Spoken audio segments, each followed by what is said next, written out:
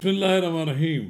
अस्सलाम वालेकुम नाज़रीन कराम, जैसा कि आप जानते हैं कि पाकिस्तान के अंदर जो इस वक्त सेटअप कायम है, इसको डिस्टेबलाइज करने के लिए मुल्क के अंदर तो काम हो रहा है, लेकिन मुल्क से बाहर भी पीटीआई के हामी और पीटीआई के कारकुन अपने अपने तौर पर कभी कोई अमेरिका में शोर मचा रहा है, कोई कभी बरतानिया में शोर मचाता है, लेकिन ज़्यादा ज़ोर अमेरिकी पार्लियामेंट किया जा रहा है।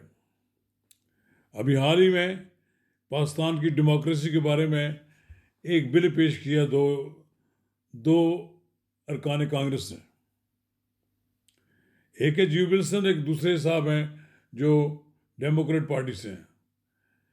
ये बिल पास होना तो शायद बहुत मुश्किल है, लेकिन ऐसा नज़र आता है कि अब पार्लियामेंट के अंदर भी एक नया मोर्चा पीटीआई ने वहाँ पाकिस्तान की हुकूमत के ख़िलाफ़ खोला है।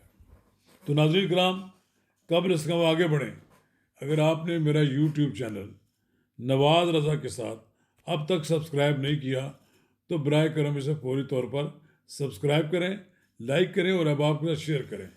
और आइकॉन का ये बटन दबाना ना भूलिए कि जब हम वीडियो लोड करें तो सबसे पहले आपको इतला मिले। तो नाज़रीन कराम, पाकिस्तान में जमहूरियत है या नहीं है, अब अमेरिका को हमारी फ़िक्र खाई जा रही है।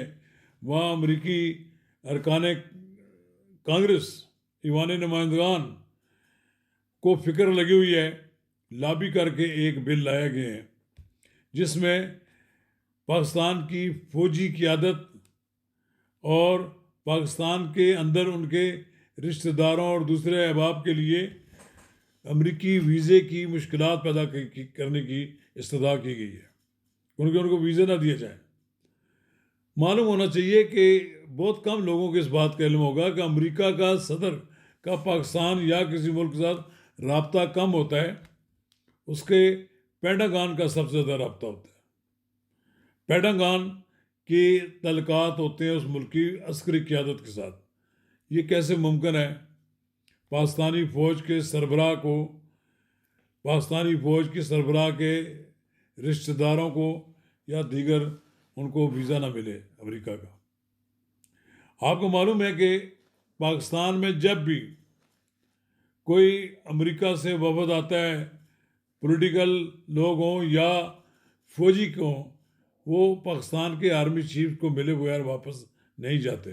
वो समझते हैं कि पाकिस्तान की हायरार्की में आर्मी चीफ का कितना अहम किरदार है। और ये एक लिहाज से तो मैं समझता हूँ कि कमाल है पीटीआई की उन भगोड़ों का कि जो लगे हुए हैं पाकिस्तान के ख़िलाफ़, कोई मौका नहीं जाने देते, आए दिन कोई ना कोई एक हंगामा खड़ा करते हैं। पहले भी एक करारदाद मंजूर करा चुके हैं पाकिस्तान के ख़िलाफ़, अब फिर उन्होंने एक बिल ले आए हैं। अब इस बिल की मंजूरी या ना मंजूरी तो बड़ी दूर की बात है, पता नहीं क्या होना है, लेकिन एक तासर मिलता है कि वहाँ के अरकान पार्लियामेंट, सेनेट हो या कांग्रेस हो, वहाँ पर एक लॉबियाँ काम कर रही हैं जिनको 20-20, 25-25 हज़ार डॉलर माहाना मुआवजा दिया जा रहा है। वो लॉबी करके पाकिस्तान के ख़िलाफ़ एक प्रोपेगेंडा कर रहे हैं और तासर दे रहे हैं कि पाकिस्तान में तो सिरे से जमहूरियत ही नहीं है, और ये उन हालात में पाकिस्तान के साथ सख्त रवैया अख्तियार किया जाए।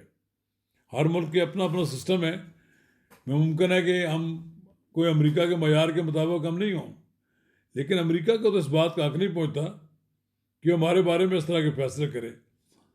और अमेरिका इस बात को समझता है, पेंटागन समझता है कि अगर पाकिस्तान को साथ इस तरह से सलूक किया जाएगा तो पाकिस्तान फिर अमेरिका से बहुत दूर हो जाएगा। अभी हाल ही में पाकिस्तान ने दाश के 48 लोग गिरफ्तार करके पूरी दुनिया में जहाँ जहाँ मतलूब थे उनके हवाले किए। सब पाकिस्तान के किरदार को सराहा जा रहा है। ये नहीं हो सकता कि जनाब अमेरिका का दबाव हो और जिस तरह अमेरिका हमें चाहे हम उस तरह की कानून साजी उनकी हो, उसके सामने सरेंडर कर दें। ये कभी किसी सूरत में मुमकिन नहीं होगा।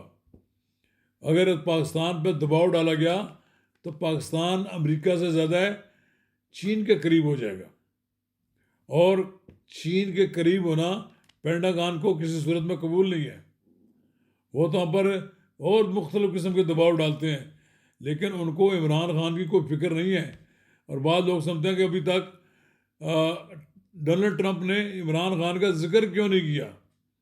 उनकी रिहाई मुझे नज़र नहीं आती कि डोनाल्ड ट्रंप साहब की हुक्म से रिहाई हो जाएगी। डोनाल्ड ट्रंप के और तो मसाइल ज़रूर हो सकते हैं, उसे दहशत गर्दी से मुतल्लिक पाकिस्तान के किरदार का तो वो जिक्र करेंगे, लेकिन कहीं ऐसा नहीं होगा कि जी वो कहीं डोनाल्ड ट्रंप साहब का हुक्म आ गया है कि हम इमरान खान को रिहा कर दिया जाए। इमरान खान की रिहाई तो एक दिन में भी हो सकती है। आज वो सरेंडर कर दें, अपनी गलतियां मांग लें और अपनी गलतियों पर माफ़ी मांगे कौम से कि 9 मई को जो कुछ किया था वो हमसे गलती हुई थी।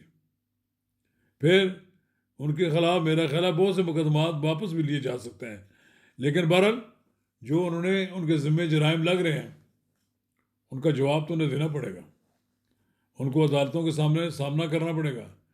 कल तक तो आप जब लोगों के पंखे उतारते थे जेलों से, एसी उतारते थे और पता नहीं क्या क्या उनके बारे में आप कहते थे, आज खुद क्यों घबराए हुए हैं। जेल जेल होती है, लीडर जेलों से बड़े लीडर बनकर निकलते हैं। इमरान खान के बारे में ये कह सकता हूँ कि इमरान खान अभी तक डटे हुए हैं, और शायद उनकी इसी बात पर लोग उनकी तारीफ भी करते हैं। वो जो लोग एक तबका है जो कहते हैं खान नहीं तो पाकिस्तान नहीं, पाकिस्तान है तो खान है, वो खान है तो पाकिस्तान है, क्या मतलब ये उनके उनके बाप का मुल्क था ये है, या ये वो उन्होंने बना के दिया था। बात वो करें, कोई शख्स भी पाकिस्तान के लिए नागज़ीर नहीं है। ये तो अल्लाह ताला खुद हालात पैदा कर देता है लीडरों की।